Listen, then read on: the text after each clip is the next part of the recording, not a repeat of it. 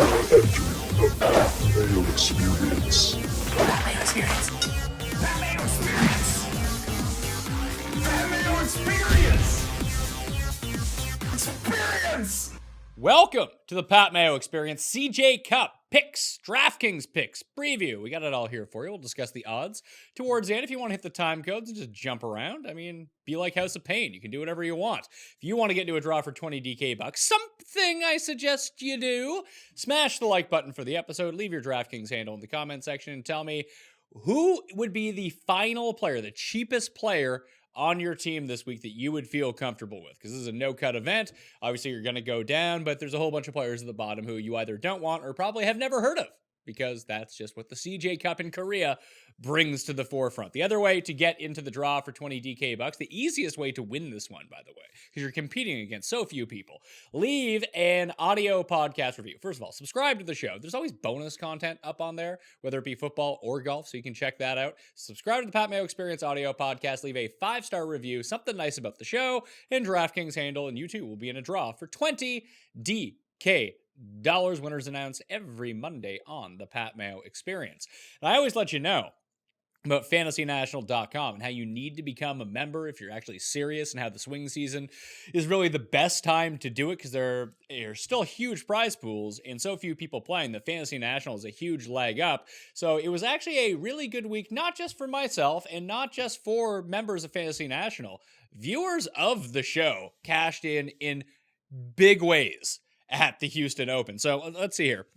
We have SLA actually had a nice Lonto game here, won $1,000 on DraftKings.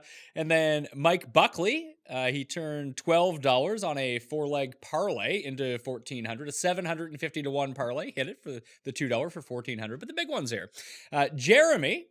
Shout out, Jeremy. Won the $44 with 2 entries in the $44. Good for $20K. Also won $5K in the $8. So a nice, quick $25,000 winnings to him over the weekend in fantasy golf. And then Steve Krakauer, single entry in the $44 Ben Rasa. He won $50,000. That'll work. That's the single bullet takedown is a rare accomplishment. So you should be proud of that. Well, I was going for it in the $44. I only had one entry in the $44 and 20 in the $8. I had a really good week. I just didn't have the right combination of the 6 of 6. That's why viewers of the show did so well. They would have had Lonto, Zing Zang Zoong, Hubba Hubbard. They would have had Scott Harrington. That was one of Rick's picks last week. So everyone was kind of up there. I just didn't have a 6 of 6 with Lonto was the problem. My 6 of 6s all had Hubbard in them. They had Harrington in them. They had Zing Zang Zoong in them. So if Lonto had just shot like 80 on Sunday, I really would have been in the money, like very high. I would have preferred that too. And it's been a crazy little stretch with chalk plays really performing. The guy, everyone liked them, and boom, just breaks through for that first win. So that's awesome to see people doing things. And you're absolutely right. Swing season, limited data, as we're going to talk about in a second. You got to find edges where you can. Yeah, and fantasynational.com is always the best for that. You can get your annual, your monthly, your weekly. Just go test it out.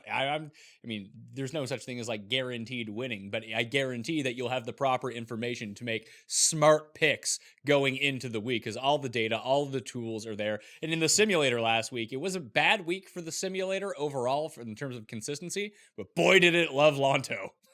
And that's what like I said, he was dangerously popular. And there you go. So we'll see. Now we get, I don't even know. I was telling you before the show, this is a wild one. This is a tough little tournament to break down. Non-cut, limited data, Asian swing begins.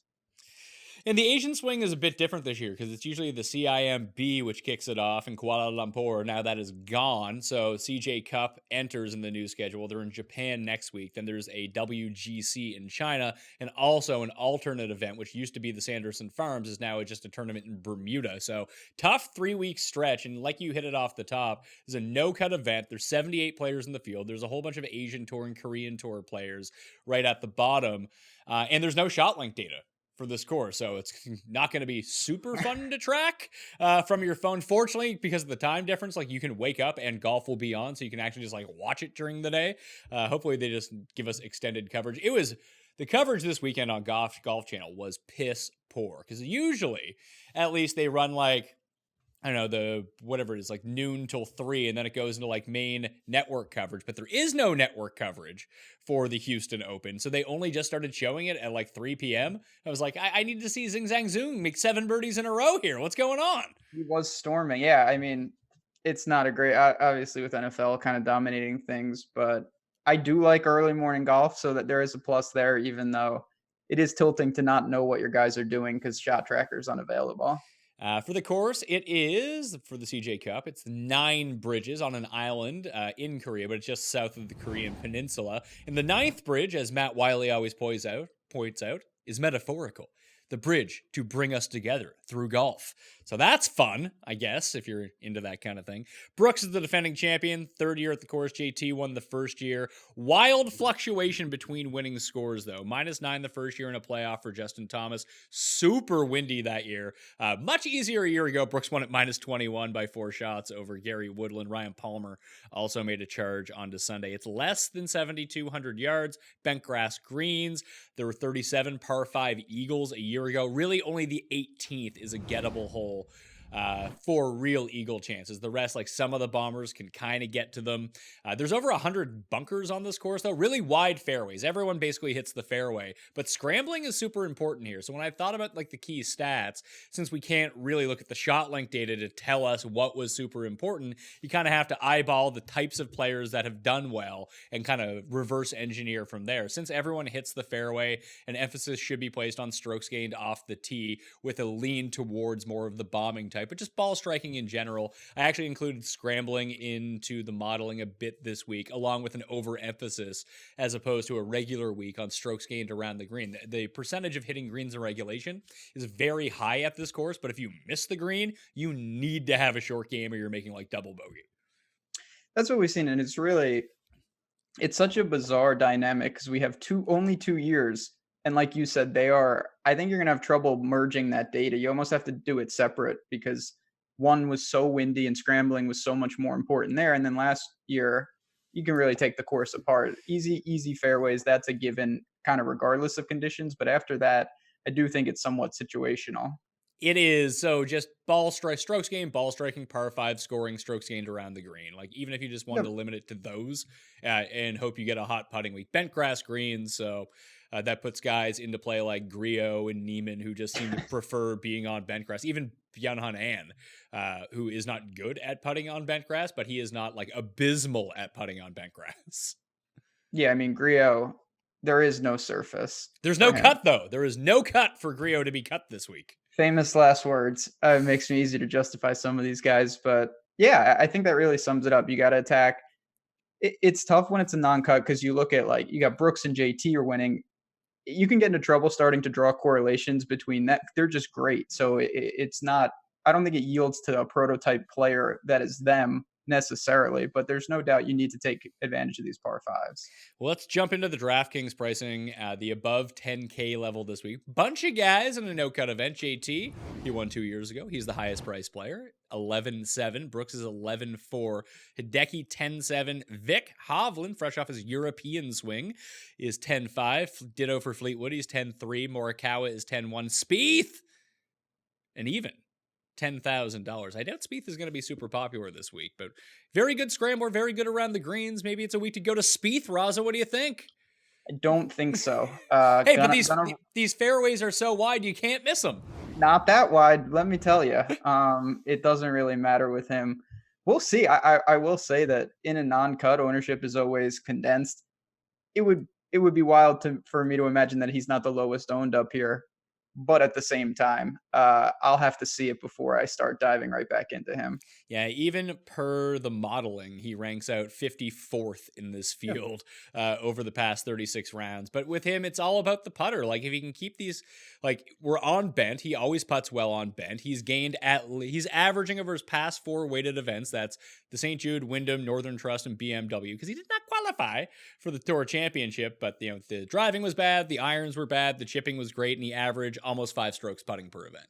Yeah, just a blueprint of success. And we won't know. That'll be great because he'll just be making it'll say shot 3 from the rough, shot 4 in the hole on par fives, and we'll be wondering what he did.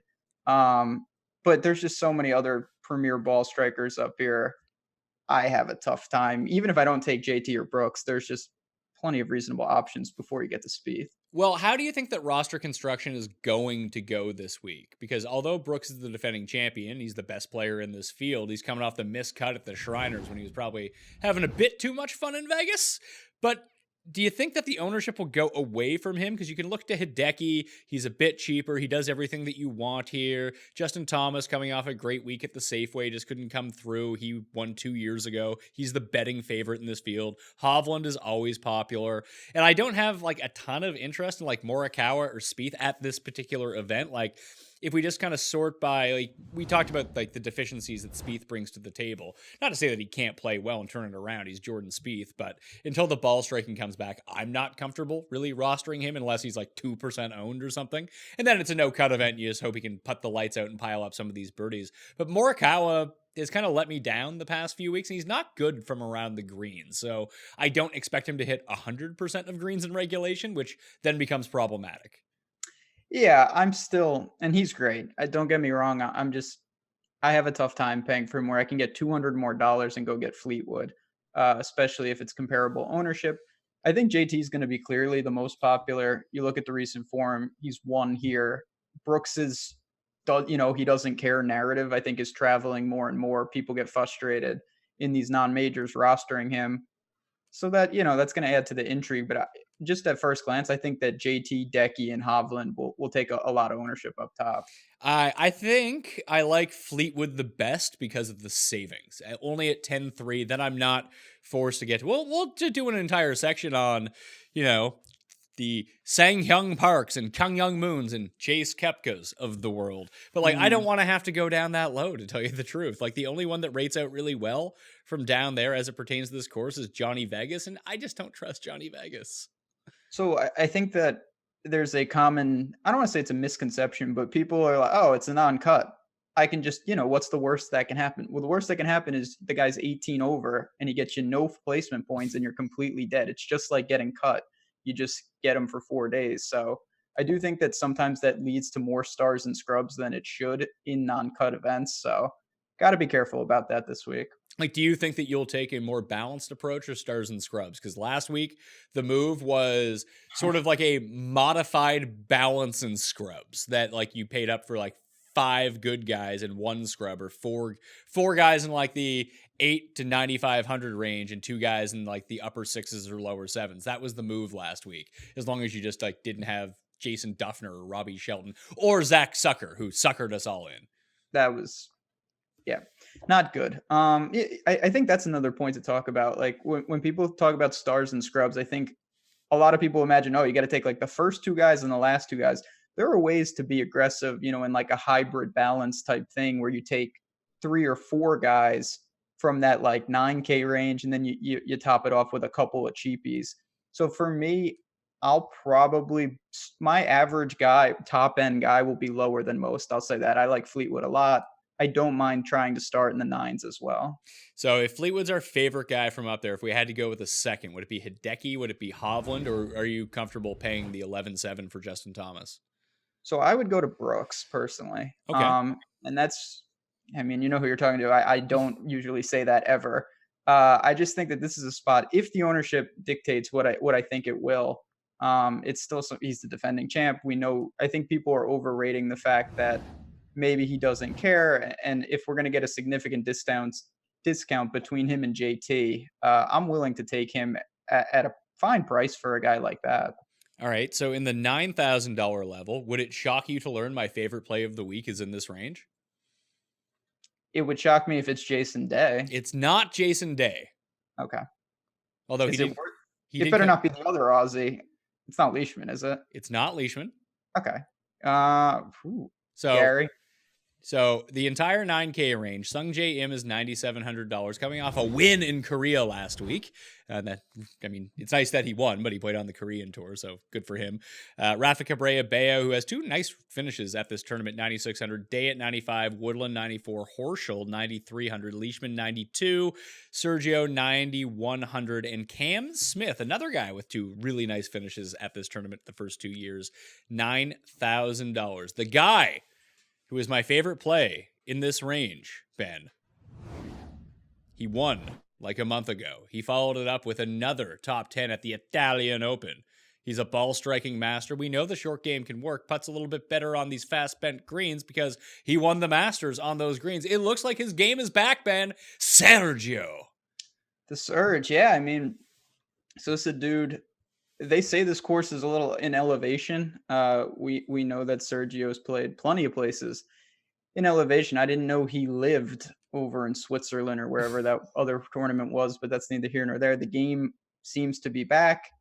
Now he's living dangerously going over there. We saw what happened to Bio Kim. So if he goes on an outburst, could be trouble for Sergio, but I have no problem with that price. I think everyone's really soured on him.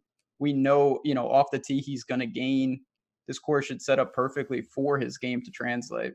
Yeah, I'm going to bet him at 28-1 as well. I'm holding out for like a 30 because I'm with you. I don't think that he's going to be super popular this week, and then just everyone else gets steamed around him, and it'll turn out to be fine. But he's my favorite play in the 9K range. Other than that, you could almost look to Rafa. Rafa has a third here. He has an 11th here. He comes in with a second, a miscut, and a sixth in his past three events. And he's sort of the shorter hitting, like where you can't necessarily get to all these par fives in two, or at least generate capable eagle opportunities, because we mentioned how hard it is to get yourself out of the rough from around the green, that a lot of players will just be like, unless you're Brooks or JT and you have the distance to go for it, feel comfortable getting it on in two. Guys like Rafa on 3 of the 4 par fives are just going to lay up to their primo wedge range and just try to stick it, so they take chipping completely out of the equation. And that's really when he's at his best. Like, get him 100 yards away from the hole, he's sticking it to 4 feet. Definitely. And we've seen him, he just played well over in Europe. So I guess this is interesting because I feel like everyone in the 9K range is going to be Team Australia, and looks like your Team Spain right now. Team Spain and potentially Billy Ho. Oh God. Well, Billy Ho has his own team. Really? He had the feel. I mean, he went over and played the Alfred Dunn. No, he played the BMW Championship over the premier event over in England, and ended up coming 4th at that event. Billy Ho's just a good player, and anytime you get him on bent, that's usually a good time to play him. I will say Billy Ho, for not a consistently great putter, he can get so crazy hot with the putter. We've seen it time and time again, and it really at times is consistent. So in a tournament like this, where especially if the wind is down and you need to go low, it's not bad to have that in your pocket. I do think the guy sandwiched Leishman and Cam Smith, just looking at the tournament history for 2 years, I think are both going to get overrated in terms of ownership, just based off the finishes. So a guy like Sergio, a guy like Billy Ho, who have, barely any course history or any success, that could be a spot to buy. What would you think of someone like Woodland, who was second here last year, has only played once during the swing, T55 at the Shriners. The irons weren't all that good, but he was driving the ball well. He did gain on approaches basically almost in every event after his U.S. Open win. No spike finishes. The best was a T15 at the Tour Championship. But I'm kind of curious about him because I know that he's going to score on the par fives pretty easily. Leishman's really interesting too because he was dealing with that back injury, had to withdraw. No one used him at the following event. Then he went out and stormed the field and came 5th or came 3rd at the Safeway and gained on approach like no one's business. So I would much prefer Leishman over someone like Cam Smith, who he gained 9 strokes putting his last time out. It's the only reason he didn't miss his 28th consecutive cut. Cam Smith, absolutely not. I'm not going to go there. The interesting guy to me is what to do with Jason Day, who, he killed me multiple times. Thank God he hasn't played yet. We haven't seen him. The break, maybe that did him well. The game was just very atypical. When you think around the green, normally you think Jason Day, but that was not the case last year.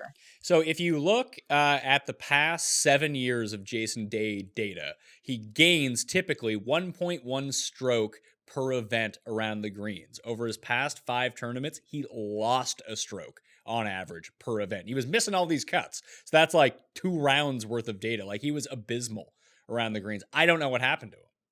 No, neither do I. It was the whatever happened at the British Open when he just bogeyed all the holes to miss that cut. I'm still salty about that.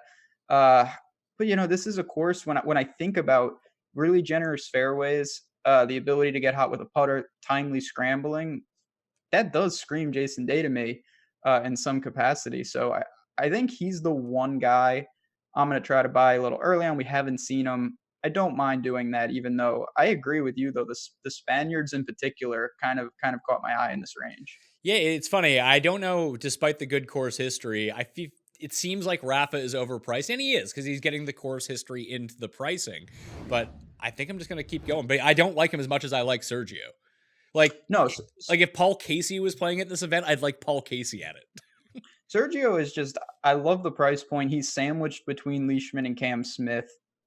He's just kind of lost to me. And the little things, like I said, I do see. I like that he plays a lot at elevation. He's got the game. It's starting to trend upward. And people at first glance, if you haven't really been paying attention, you wouldn't really notice that he's back in form. The other thing, and this could be way out of left field, I didn't do a ton with correlated courses. I think that the Mexico course kind of in some ways is similar to this, which is why Fleetwood, Sergio, some guys like that kind of caught my eye. I hadn't really considered that at all, but I guess that does make some sense playing at elevation. If I pull up Chapultepec or whatever it's called. WGC Mexico. Does that mean we have to go to Phil? Well, let's not get crazy. I mean, if they hide sprinklers in the woods in South Korea, then maybe we will. But other than that, I don't think so. I do think there is something to those type of courses, though, both WGCs. Chapultepec's a par 71, but there are some similarities in my mind. The other guys in the $8,000 level, it kicks off with Danny Willett, who I'm definitely going to be on. I remember when he was going through his like really disastrous phase that he was like first round leader here 2 years ago. And then he shot like a 77 in the next round, but he's back up to 29th in the world. He won 3 weeks ago, followed it up with 2 pretty decent weeks, to be perfectly honest with you. What'd he go? He went first, 26th, 18th. So I like Danny a lot here, and he's one of the better around the green players in the world. So 8,900 is a very fair price.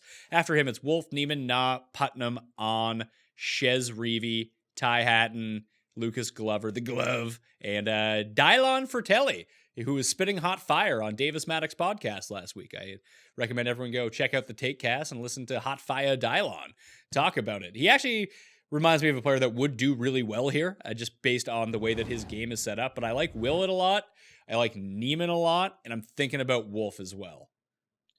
Wolf, man. Yeah, Willett. I'm definitely looking to guys that, not that people aren't going to notice, but people who have corrected their form over in Europe during the swing season. I don't think it's as prevalent. People haven't seen it.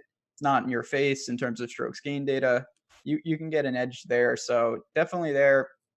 Benny On is the wild card for me. Just insane. I don't know how anybody could make an 8 at Shriners. That just doesn't seem possible.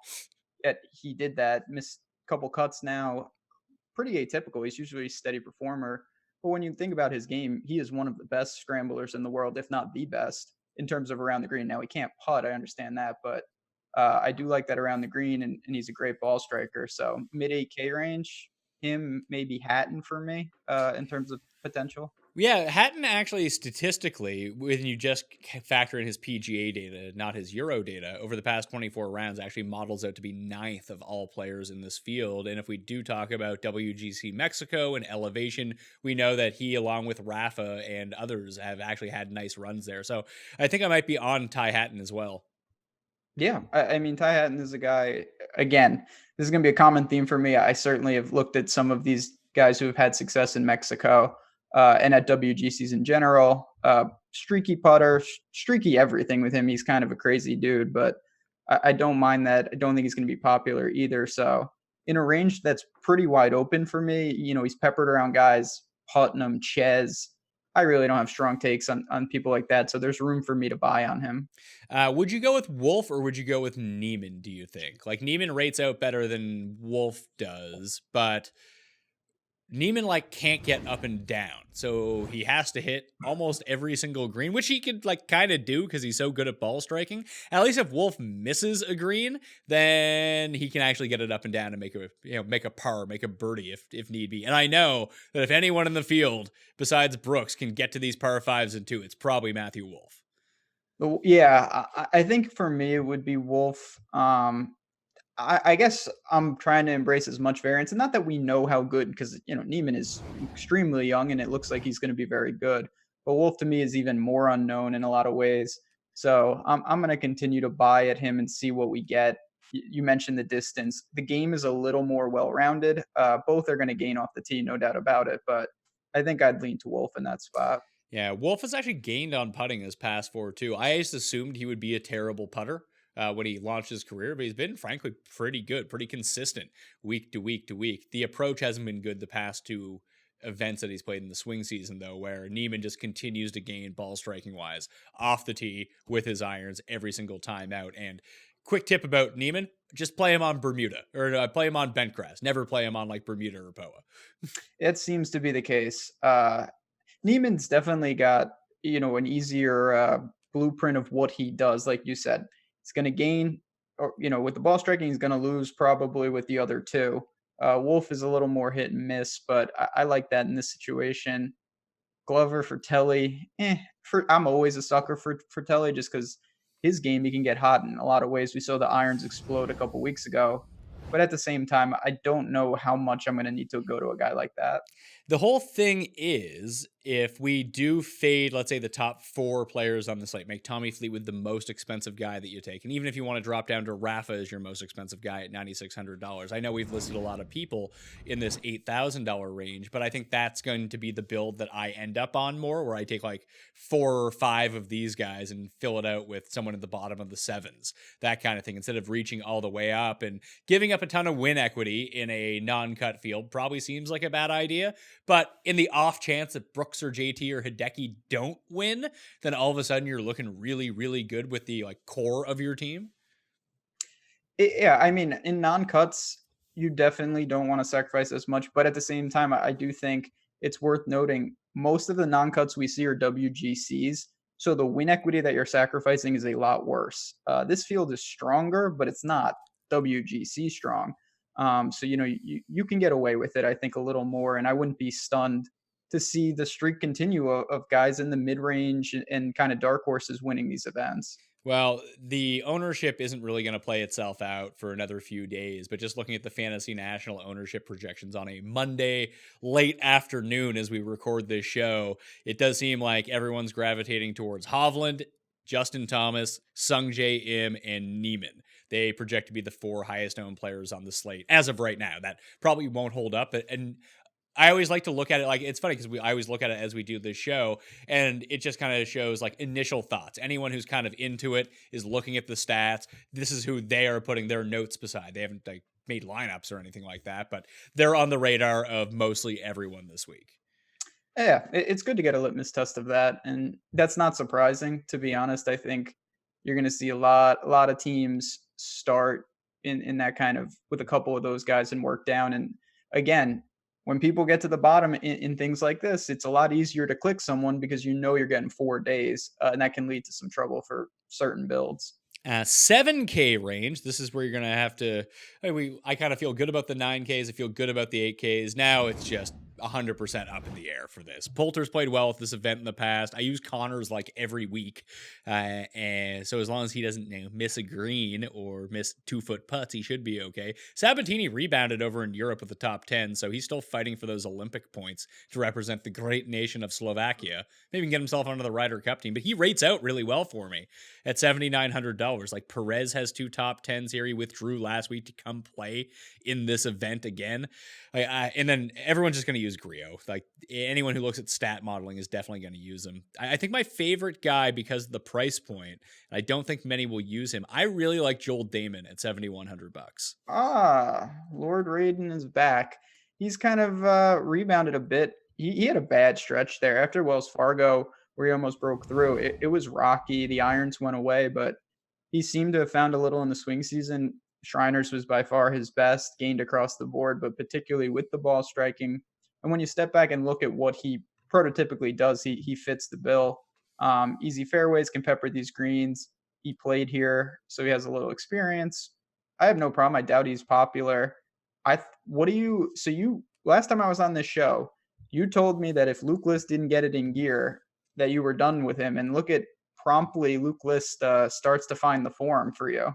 Yeah, I said that at the Shriners, I said if he didn't finish inside the top 15, that I was giving up on him for life, and he came T13. Then it took an amazing Sunday for him to rally to T28 last week in Houston. He has a top 10 at this event from 2 years ago. I worry that his around the green game has kind of gone away, and that was such a huge part of him competing every single week that if the irons were off a little bit, like the driver is almost always solid. And that seems to have returned to a really elite level, his driving. And that was always the biggest part of his game. Like, he's not even bleeding a ton of strokes on the greens anymore, but he gained 5.3 strokes around the green at Shriners because he chipped in like 4 times. But other than that, it's all red. It's all negative. And I do worry about his irons. That I like him, but Chesson Hadley seems to have figured out how to chip. I watched a feature on him, how he spent he took like 6 weeks off and all he did was just work on his around the green game because he hired like an analytics coach. And they were like, yeah, if you could just chip, you'd win tournaments. And he's like, oh, I'd never realized that before. But it's actually like paid dividends so far. Like, you look at Chesson Hadley through the swing season, it's kind of eerie. He's played 1, 2, 3 events. He missed the cut just due to horrible ball striking at the Sanderson Farms. At the Safeway, good ball striking, gained 3 strokes around the green. And then 18th at the Shriners, gained ball striking, 7.5 on approach, and gained another 2 strokes around the green. He hadn't gained consecutive strokes around the green since the 2018 Valero Texas Open and the 2018 Wells Fargo. It is stunning to see that. I guess for me with him, he is one of the few guys in the field I do worry. I don't weigh splits on terms of grass that much, but he's a Bermuda guy. For me, I worry about him a little on bent. Having said that, my usual worry about him is that he can't chip at all. So if he's found a way to plug that leak, it will go a long way into Chesson making some lineups for me. Let's get back into the 7,000s for a sec. So the guys per the numbers that rate out the best: 1, Corey Connors; 2, Rory Sabatini; 3, Emiliano Grillo. Do you have a preference of those guys? Ryan Palmer is actually 4th. So that was who I was going to bring up. Of those 3, it would be Sabatini for me. Just he really seems, even when I thought he lost it, like you said, he's kind of refound it once again. But Ryan Palmer's a guy, depending on the conditions, but I think in certain aspects, we know how hot he can get with the irons. Not a great putter, but he does his thing here and there. He's got some pedigree, certainly knows how to compete. The other course that, again, I think it's pretty loosely, but Honda is something that I took some aspects from. He's second. He was a runner up there. Luke List has also had success there. So I've looked at that just a bit. From the Florida swing, I think you can go to guys like that pending that some of the conditions cooperate. Is that something to consider this week when approaching your lineups? Like, I have the wind finder out for it right now. It looks like it's going to be pretty windy on Thursday and Friday, but who knows at this point? Okay. Like, would you think of, and lineup lock for this event is like 11 p.m. at night or something wonky about that. I'll put it in my article when I actually find out what the actual lock time is, but it's like overnight. It's going to be like prime time golf from Korea. But would you consider, like, Sabatini has so much more appeal to me if this course plays hard than if it plays easy? Oh, 100%. A lot of times we talk about tee time stacks, and that's important, in full field events. I definitely plan to build lineups where I say, okay, this is going to resemble, what we saw 2 years ago, and build more scrambling heavy, grind it out, -11 target winner. And then I will build other teams where I say, all right, it's going to resemble the year that Brooks won, just massively under par. Guys are going to be going for every pin, no win to speak of, and build like that because certain guys fit certain builds. Yeah, so we can do the tee time stack, we can do the skill correlation stack, but maybe if you think it plays easy, you pick these guys. If you think it plays hard, you pick these guys. Maybe Definitely. you just split up your teams that way. I'm looking back at WGC Mexico right now from last year. Kiradesh actually came 3rd there. He's in the field this week.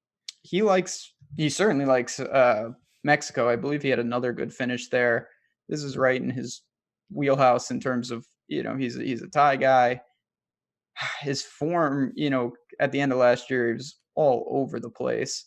And he's a pretty strong Bermuda putter. That's where he makes his hay. But there's some things to like about him. He's the kind best. of a hard. He's the best player in the field over the past 24 rounds around the greens, and he's the best in scrambling. But that's not going to help you win. But he's only what, $6,500? He's pretty far down there. And now we get into guys. You're just looking for them to grab some placement points, make some streaks, score depending on how hard it is. So I looked at him. Do you have any interest in Perez or Ryan Moore or anything like that? Ryan Moore, I honestly, if I had to take a flyer, I think I'd just go straight European. I'd just pick Poulter, who is another guy. I know I'm a broken record. Sorry. He played well in Mexico, and just his game, he can get hot around the green, certainly. I think I'm more comfortable with him, or even CH3 over those two guys. I'm not really there on Ryan Moore or Perez, despite some of the stuff you could look to. Man, it gets ugly pretty fast. After you get to my boy Jazz, that's where it starts to fall off a cliff. Are you going to use Jazz or potentially like Harold Varner down at that price? I think I'm actually with you that Dahlman's interesting to me. I think he's going to be one of the lower owned in the range. I like his ball striking. Varner's a little tricky for me to figure out. He's starting to be a little more consistent. He had a string of top 20s in the swing season, then at Shriners, he's pretty uneventful. But he's going to gain off the tee, no doubt about it. He could set up pretty well here as well. The guy who I have is the lowest ownership in the $7,000 area fits the build of someone who, if conditions get super windy, you're probably going to want him, and it's Graham McDowell. I'm literally looking at the thing and I didn't know he was in here. God, where's he been? Oh, he was 15th at Italy. Yeah. He fits. I mean, we just spoke about this. If you're building stacks, he's certainly, you're hoping for hurricane conditions, because that is not a guy who's bred to go out there and really go crazy low, but he can grind it out with the best of them. Yeah, you might as well just, if the conditions look bad, just go play like the all British team. Yeah, definitely. And in theory, that Brandon Grace would fit something like that, but he's just bad now. Yeah, that's really strange. Do you think he's one of those guys that we're going to look in like May and all of a sudden he's like piled up like 6 top 10s again, yet no one uses him? Probably, because I don't know what happened to him. I mean, I say this every time. South Africa, man, it's just rough times because Charles just gone. You see his name, he's next to guys Sun Kang, Adam Long, CT Pan, and it used to stick out, but now it's not even something I can really consider. Because this is a no-cut event, and we talked about Mexico, if everyone's going to use Grillo. So if Grillo's soaking up all the ownership in that one spot, I don't hate Phil. So the thing, I guess you could say this. I didn't make this point about Spieth, but I guess I will with Phil. These truly are, even under any conditions, some of the easiest fairways to hit. And if we can just get Phil on the fairway and not off the course, the rest of the game can hold up a bit. Now, the irons need to get back to being better. He used to have problems off the tee, and he would make miraculous recoveries. Lately, he's just been bad all around. At Shriners, that was the first time he really showed any sign of ball striking, and then ironically, he lost it all putting. So I guess you could look to him if you think that maybe it mitigates some of his extreme problems off the tee. Yeah, I know he still piles up birdies and bunches. That in a no-cut event, even if you get like a T13 at a Phil this week, he'll actually, I mean, just the placement points, that would be great for how much he costs and the ownership that he'll come in with. But if he comes T13, he'll probably go like 5th in DraftKings scoring.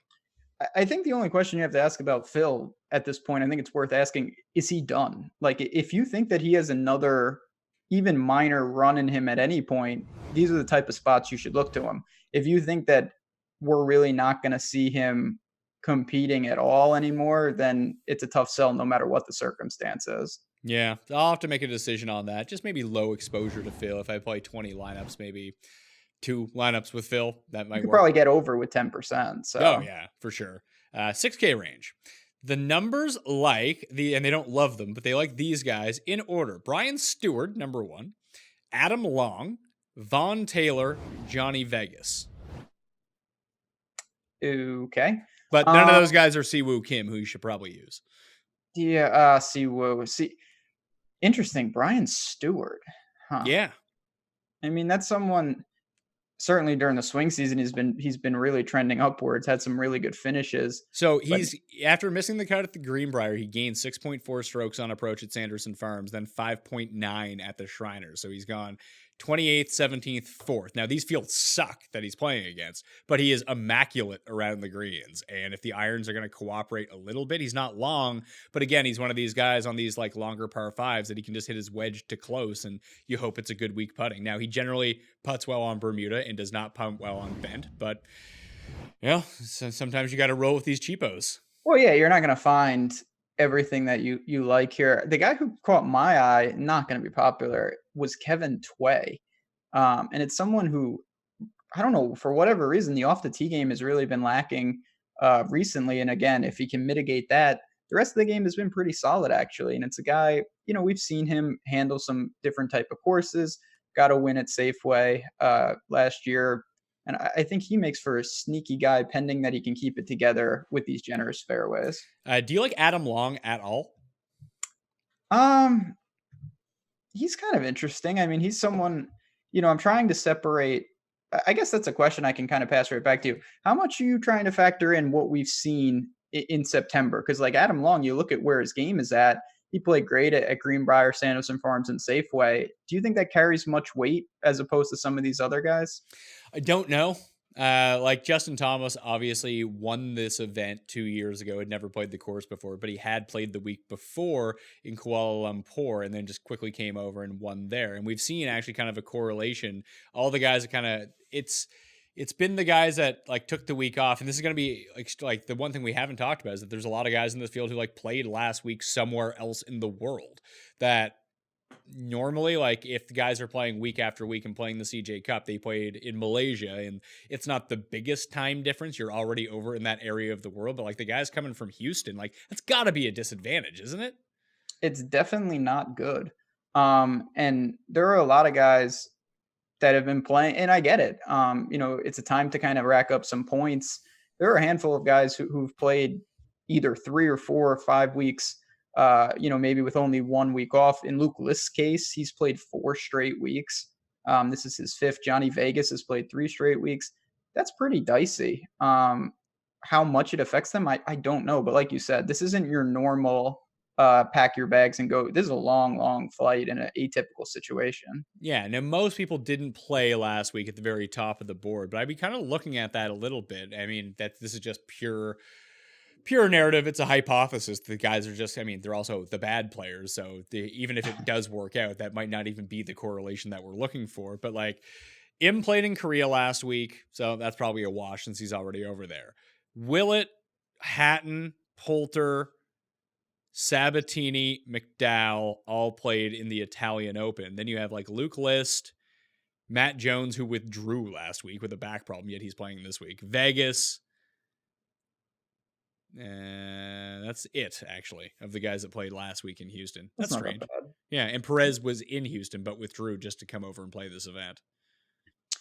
Yeah, I mean, this range, you're not going to find a ton. It's really, for me, just finding guys that mix and match.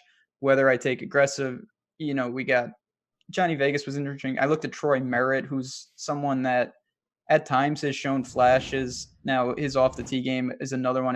It's lacking. There's no doubt about it. But if you want to say I'm going to build a team that's pretty weak off the tee, hope my guys get away with it. And then I'll build some other teams where, they're not driving specialists, but guys that are pretty solid and get aggressive with these generous fairways. Yeah, worst case scenario, I think that if you're just looking for someone, maybe Vegas ends up becoming the play. Like if all these guys are down here, the one thing you should be looking for is probably driving and par 5 scoring. So do you take the YOLO shot with JB Holmes? Because JB Holmes wins just out of nowhere. And then he misses cuts literally for like 6 to 8 months, and then he'll just win once again. What has he even been up to? He hasn't played in ages, has he? He played Greenbrier, I guess. That Oh guy man. from the abyss. I don't know what he's up to. That's a tough look playing JB, but this is the sort of event he would win. He came 23rd here last year. Of course, because JB, it's just out of control with that guy. No form necessary. I have really no interest in him, I'll be honest. But if for some reason Johnny Vegas is chalk relative to this range, I will gladly take, like, if it's like 1/10 the ownership on a guy like JB Holmes, because he is someone that can go boom bust anytime he tees it up. I feel like Max Hama is very much in that mix as well. Just someone who just bombs it off the tee and maybe he can get hot. His price actually, I mean, it's natural it caught my eye because I don't know anyone else that he's surrounded there besides Danny Lee. Hey, KJ Choi, I lied. Didn't know he was here, but he's someone that if you're in a big jam, you're going to have to look to him. Or are you planning on taking any of these creative players? We'll get to them in a second. I had one more guy who's been really good at scrambling and has shown great touch around the green as of late. It's Adam Schenk. Yeah, he's a pretty cool. I thought you were going to say Wyndham Clark, to be honest. No, he's been bad. Yeah, he has. He has a weird game, which is always difficult. But Shank, he gained consistently at Shriners, kind of hit and miss in terms of stringing together a bunch of cuts. But I actually like that. I think it depresses his ownership, and people don't see a run of good form. To bring it back to a guy like Lanto, it would have worked wonders if he would have just missed one cut in there. I think it would have totally negated. But when you see a guy making top 20s like he was, the ownership masses really quickly. Yeah, he just has 5 starts on the PGA Tour this season. He has 5 top 20s and now a win. And he had rolled that through the Corn Ferry playoffs as well. And we thought it was all going to be putting, and then the ball striking came around, and boom, he ends up winning. All right, so let's talk about a few of these creative player guys. So which one has the most interest from you? We'll start at the bottom at $6,000. We have Yang Hun Bae, Hyun Jun Lee, Won Jun Lee, Michael Kim. Not him. Sorry, Michael Kim. T-Hee Lee.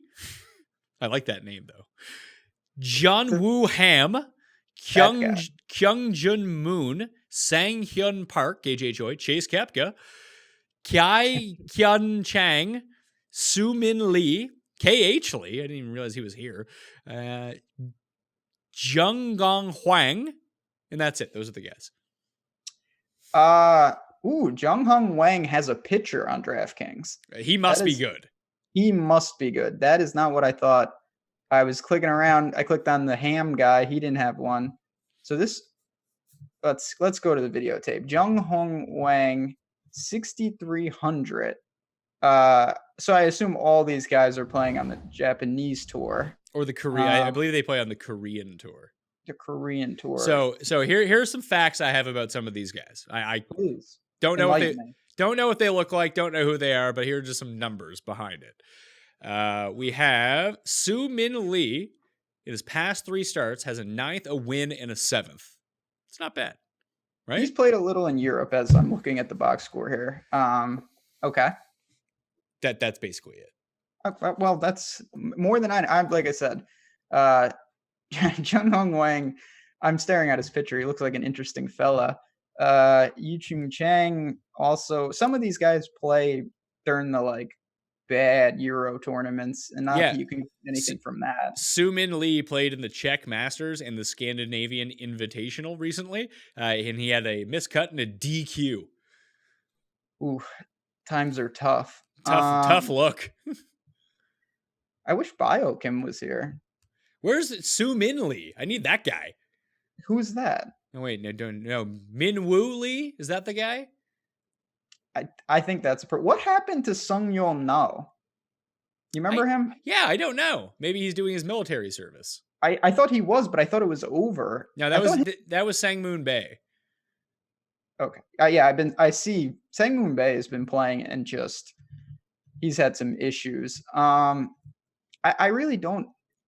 I guess it's tough because when you look at these guys, I guess if you are going to try to take one, you're going to look at, and some of them will be beating up on inferior competition over on the Asian swing.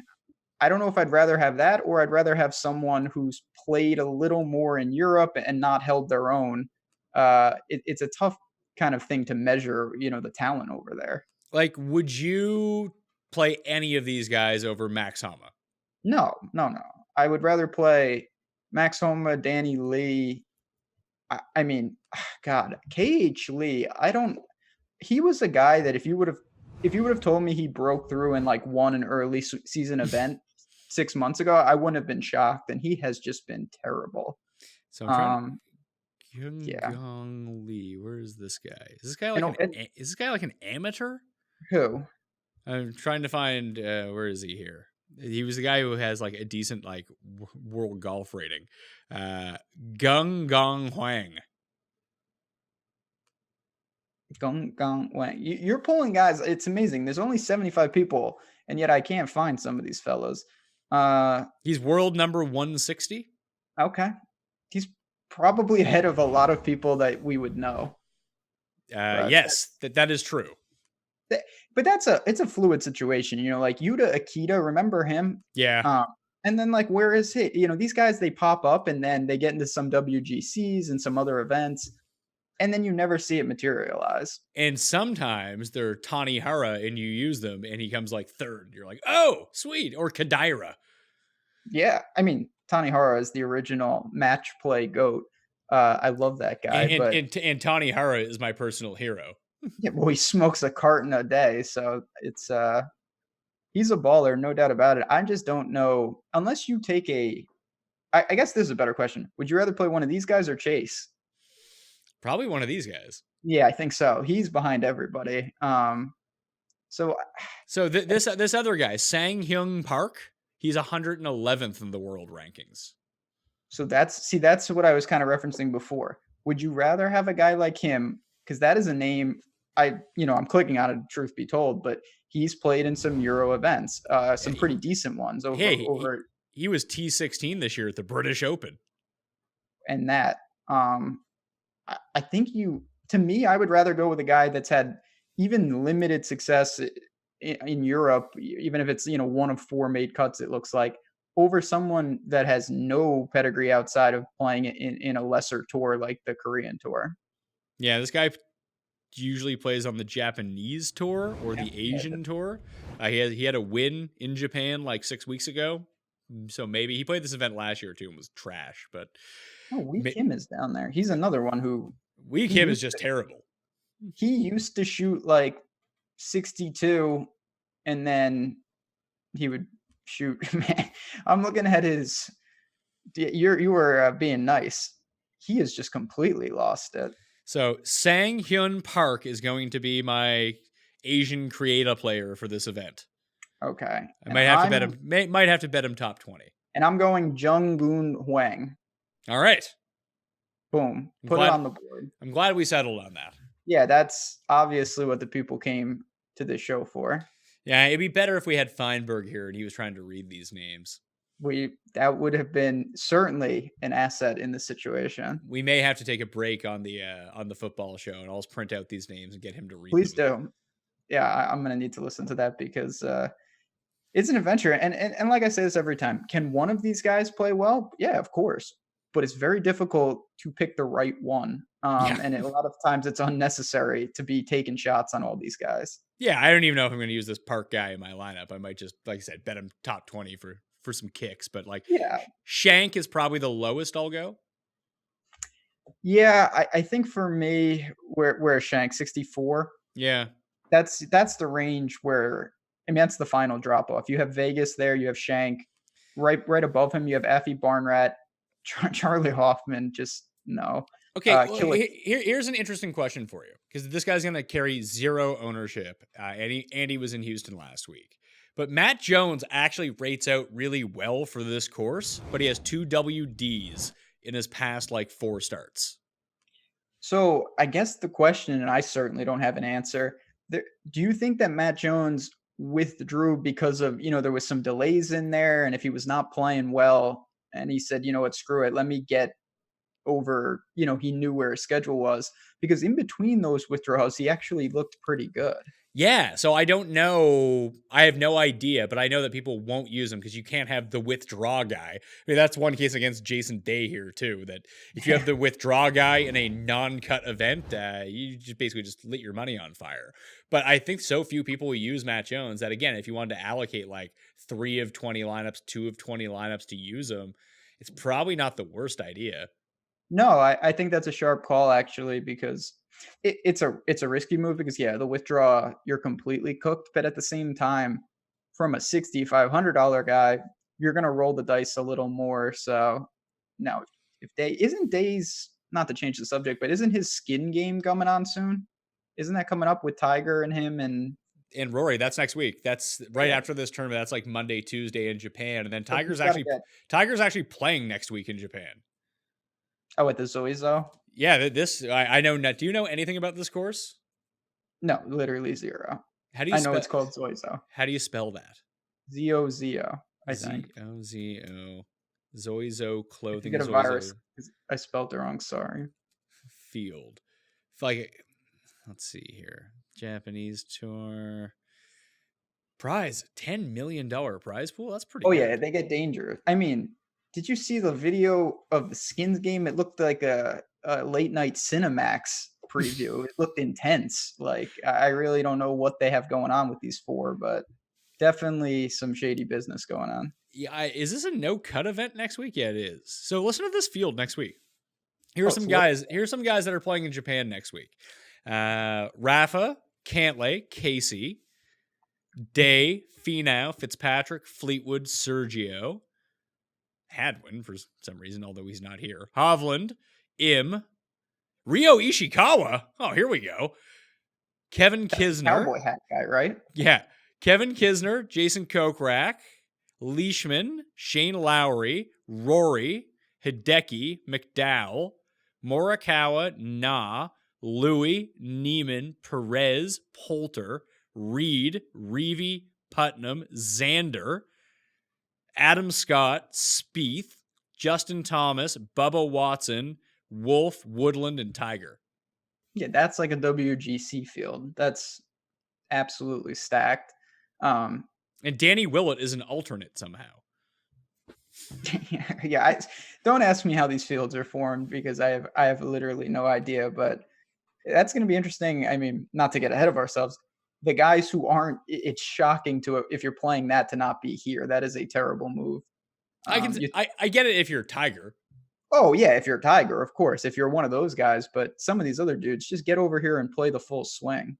ZoZo Championship. All right, so bets for the week. We'll do a T20 on Park. I think that was the one. I think that was the guy that I said. Was that the guy's name? Yeah, Sang Hyun Park. It's my guy right there. So we'll go to him. And I'm going to bet Sergio to win at 28 or 30 to 1, whatever I find. And Matthias Schwab in Europe. You like Schwab in Europe? Have you seen what he's been doing? It's coming. I promise you. That guy is unstoppable. They're playing at the Ryder Cup course, aren't they? Yeah. Treeline, it's right in his wheelhouse. He's 16 to 1. That's disturbing. I immediately regret everything I just said. Who is he playing against? 16 to 1? Are you kidding me? What would you think his odds were going to be? I don't know. It's so sick that he never won. I was betting him not that long ago when he was, 75 to 1, 100 to 1, 50 to 1. I know he's playing fantastic, but you got to be kidding me. 16 to 1? Yeah, that'll be the thing. So that'll be the official double of the show. We'll play an each way double on Schwab and Sergio. We'll get the odds on that in a second. Over in France, it's Noren's the favorite at 10 to 1. EVR, Loughton, Schwab, Peters, Jordan Smith, Kleinholt, Ross Fisher, Sam Horsfield. Where's Victor Perez? Is he around? Yeah, he is 40 to 1. It's like the homeboy is. Okay. Yeah, I don't know. Schwab is just playing fantastic, and it's going to happen soon. Where's the Michel Lorenzo Vera? Where's that guy at? He's not playing? That seems strange that he's not playing. CJ Cup. So Sergio plus Schwab pays almost 500 to 1. Good. So let's do that. $10 each way. Boom. So the outright bet pays $4,900 and $200 on the $10 bet, and the each way would pay $400 if they both come inside the top 5. I like it. I'm definitely tailing that after this show, no doubt about it. 16-1. That's too much respect. I'm a big Schwab guy, but come on, now let's not get crazy. All right, Ben Rasa, what you got going on over at awesemo.com? We got a lot going on, actually. We got golf, obviously, with the swing season. NFL shows every single day with me and people a lot smarter than me, which is what people really want to see with Alex himself and the whole team. And then NBA coming up in a couple of weeks. So if you want to sign up, promo code JazzRaz. We have all different types from weekly to monthly to annually. So we'd love for you to get in and try it out. If you had to guess who has the worst odds, the longest odds of anyone in the CJ Cup, who would you think it is? It's 1,000 to 1. Who is that player? I'm gonna say that it is Michael Kim. It is Michael Kim. Yeah, Michael Kim. It's not. They should do a 30 for 30 just on how he won that tournament. That is the most outrageous outlier ever that he won. Not even did he win. He won by that was the best performance of the year last year. It was 2 years ago now, but yeah, it was. It was like strokes gained wise, it was the most dominant performance of anyone all year. It's insane because he is really struggling. So it's funny because that week I was at the John Deere. He beat the piss out of Molinari. Then Molinari won the British Open the next week. Yeah, that was an ungodly. Yeah, 20. I have it right here. 27 under. My dear God. I don't think that I'm gonna have the 1,000 to 1 Michael Kim ticket this week. Probably for the best. For the best. Probably save yourself the $10. But anyway, I'm Pat Mayo. You can follow me at the PME, Twitter, Instagram, Facebook, and become a member at fantasynational.com today. Members won close to 100K last week, and there's not that much money out there during the swing season. Basically, members won all of it, and viewers of the show. So shout out to all of you out there. Hope you can do it again this week. Smash the like button on your way out. Leave your DraftKings handle in the comment section. Tell me who your last guy is. Who's your last man in? Favorite last guy in on your team, the cheapest player that you would use this week in your lineups. My cheat sheet will be out on Tuesday on DraftKingsPlaybook.com, so go check that out, and I'll tweet out my bets on Wednesday, but frankly, I don't think I'm going to have many bets this week. Like I said, Sergio, that double, and that top 20, maybe a top 20 on Damon. I'll see what those odds end up being, but it's probably about it for me. Nice to just kind of scale back a little. We coming off a good week. Anyway, I'm Pat Mayo. Thank you all for watching. I'll see you next time. Pat Mayo Experience! Experience!